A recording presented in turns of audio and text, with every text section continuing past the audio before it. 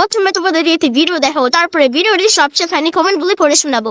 যে কাজটা কোনোদিনও করিনি সেই কাজটাই আজকে আমার করতে হলো। অনেকদিন আগে আমাদের মাটির ঘর আর সেই ঘরে মাটির থেকে বের হতো এই মাশরুম। অনেক লোক আমাদের বাড়িতে আসতো এই মাশরুম নিতে। আমি কোনোদিনও এই মাশরুম খেয়েও দেখি। সুমি আর হৃদয় গেছিল কলকাতায়, আর ওখান থেকে নিয়ে আসলো মাশরুম। সুমি আমাকে বললো, মা এই মাশরুমটা তুমি আমাকে সুন্দর করে রান্না করে দেবে। আমি বললাম, এটা কি এনেছিস, এগুলো আবার লোকে খায় না। শেষ পর্যন্ত আমাকে মাশরুম রান্না করে দিতে হবে, এটাও আমি কোনোদিনও ভাবি। ঠিক আছে, তাহলে খেতে যখন চাইছিস তাহলে তো রান্না করে দিতেই হবে। কিন্তু একটা কথা, আমি যেভাবে রান্না করে দেবো সেভাবেই কিন্তু তোকে খেতে হবে। আমি কিন্তু চেক করেও দেখবো না যে লবণ ঝাল কেমন হয়েছে। কেন মা, তুমি এমন কেন বলছো? আমি যে এটা কোনোদিনও খাইনি রে। এই মাশরুমের প্রতি আমার কোনো ভক্তিই আসে না। এদিকে আমার রান্না বান্না হয়েও গেছে, আর সুমিকে খেতে দিয়ে দেবো। জানি না সুমি খেয়ে কি বলবে। হৃদয় তো খেতে বসে বললো, কাকিমা সুন্দর সেন্ট বেরিয়েছে তরকারি থেকে। সুমি আমাকে বললো, মা বাবা ভাই তোর বাবা এটা খায় না, খাবে তো?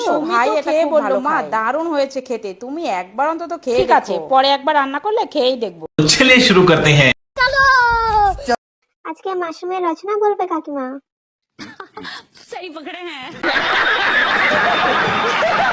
কাকিমা সবসময় মনে হয় কবিতা বলছে।